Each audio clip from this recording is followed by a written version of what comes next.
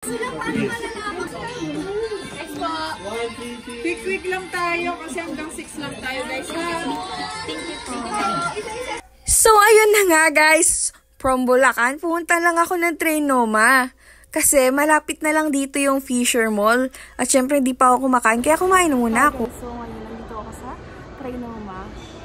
Kain muna tayo. 2 PM nga pala yung call time. Pero, ng mga oras na yan, mga 12:30 yan. Para naman maaga akong makarating sa Fisher Mall. At ayun, nakapag-ayos-ayos na nga din ako niyan sa taxi. Papuntang Fisher Mall. Excited na talaga ako niyan. Ayan, malapit na tayo. Fisher Mall na. Para sa akin kasi guys, kung bakit minahal ko si Donalyn. Ang daming singer sa mundo. Ang daming artista. Napakabuti talaga ng puso niya. As in, sobrang malapit talaga siya sa mga sumusuporta sa kanya. Kaya, eto, since 2013 talaga, pinapanood ko na talaga yung mga YouTube videos niya. At ngayon nga, ay kasama namin siya ng mga Donalyn-inspired na manonood ng Inside Out movie. Kaya pala na pili ni Ate Dons Gibuna Inside Out movie yung papanoorin kasi sa kahit anong pagsubok at kahit anong emosyon yung napagdaanan niya sa showbiz is andito pa din kami sumusuporta sa kanya at hindi namin siya iniiwan. Kaya yun pala yung napili niyang panoorin namin na movie na magkakasama ng Donalyn-inspired. Tapos, malapit na nga yung birthday ni Ate Dons. So, July 4 nga pala itong vlog na to. At July 9 nga pala yung birthday ni Ate Dons. Kaya, ayan, alam kong favorite niya ang pusa at saka ang strawberry. Kaya, kahit simple lang yung gift ko sa kanya, sana nagustuhan niya. Grabe guys, yung pakiramdam ko na excited ako pumunta. Nung July 3 ng gabi talagang nahihirapan ako matulog kasi excited ako pumunta. Tapos, excited ako na makikita ko na siya. Halo-halo yung emosyon ko. Kaya nung nakita ko na siya, ay, naku, ang ganda-ganda niya. Tapos, ang bait-bait niya pa. Grabe, guys. Tapos, nagpa-picture pa nga ako sa kanya. Tapos, bale, nandun kami sa may likuran ng ilaw. Tapos sabi ni Ate Dons, ay wag dyan, pangit yung lighting dito sa may kabila. Tapos siya pa talaga nag-insist, siya pa nagturo na, dito banda maganda yung lighting. Talagang, naku, ayan, nakapila na kami niyan. Grabe, sobrang excited. Yan, pasok na kami sa sinehan. Ang papanoorin namin ay Inside Out 2. Grabe. Nga pala guys, sobrang generous ni Ate Donna. Siya yung nanlibre sa amin dyan sa VIP Cinema. Diyan sa may Fisher Mall. Tapos free drinks and free food na din. Grabe talaga, sobrang bait ni Ate Dons. Libre yan sa Donalyn-inspired. May pasine, bongga. Ayan, yung mga reserve, dyan sila mamaya. And nung nakita ko talaga si Ate Dons, mukhang manika talaga yung mukha niya.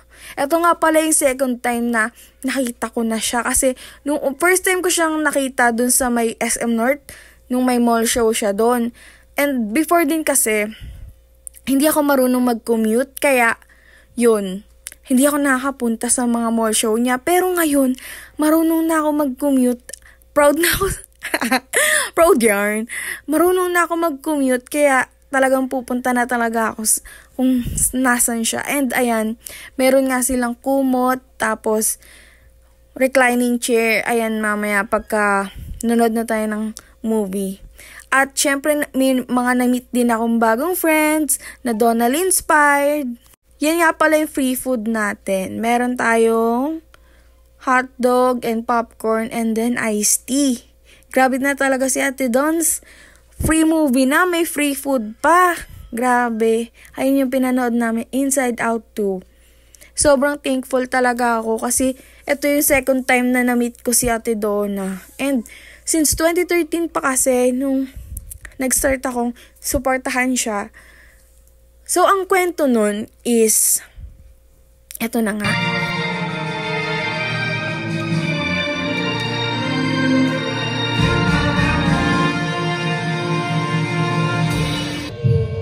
Hello, Birthday! Hi, Ate Donna! Happy birthday to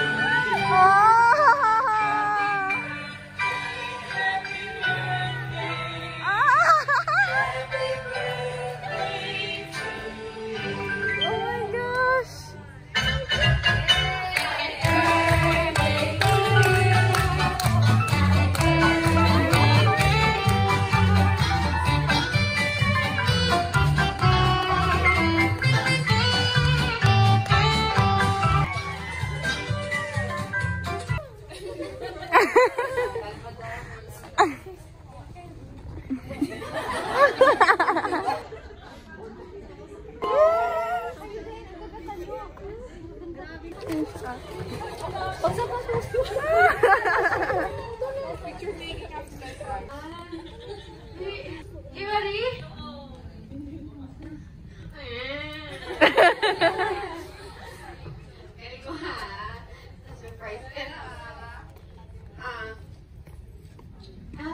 Una muna siguro.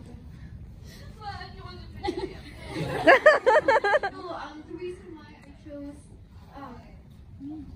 Inside Out to watch with all of you is because seeing people are suffering inside is so much. Sa lahat ng mga nangyari sa masaya, malungkot, nandiyan kayo, sobrang support. It's been a really, really long time. It's been a decade. Love you! 10 years. And really, you guys are saying that I'm your inspiration, but the truth is, it's actually all of you guys who inspire me. It's the truth.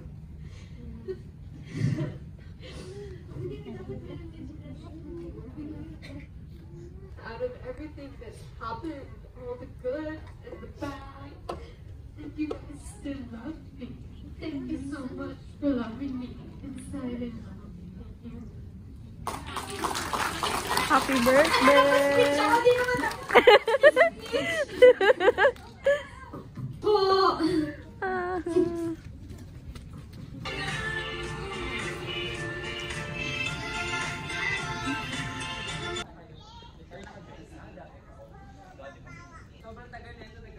Wait. Next po. Quick lang tayo kasi hanggang 6 lang tayo guys ha. Thank you po. Next po.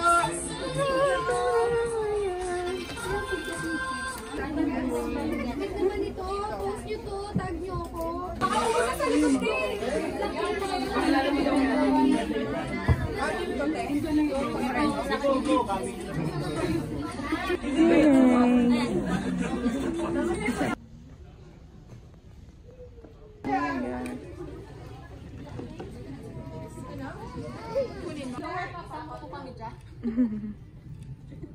Happy Day, happy birthday. Happy birthday to you. Happy birthday to you. Happy birthday to you. Happy birthday. Happy birthday to you. Happy birthday. I love you. I love you, Ate Donna. I love you too.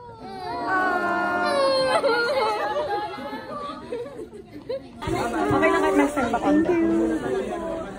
Ito yung present sa akin. Wow! Swerte mo, be. Picture ka muna dun, kuya.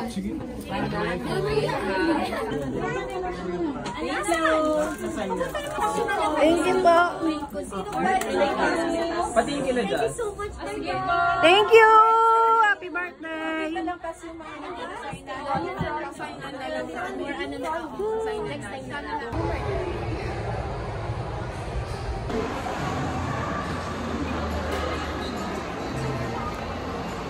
guys, natanggap ni ate ko na yung gift ko and yun nga, pagpapicture naman ako.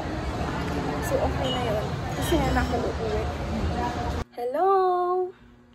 So nung high school ako, bakasyon. Tapos nag-i-scroll ako sa YouTube. Tapos napanood ko yung Cup Song. And from then, lagi na ako nanonood ng mga music. Hello!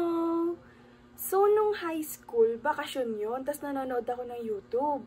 Tapos, napanood ko yung Cup Song ni Ate Donna. So, since noon, palagi na ako nanonood ng mga videos niya. Tapos, nagkaroon na din siya ng mga palabas sa TV5, movies, albums, ganyan. Tapos, naalala ko pa nga nun si Jacob, yung pusa niya na kulay orange. Sabi nga niya, pinapahiram niya si Jacob sa kung sino yung gustong humiram, tas binabalik na lang si Jacob eh. Ito nga pala si Eudora. Happy birthday! Happy birthday!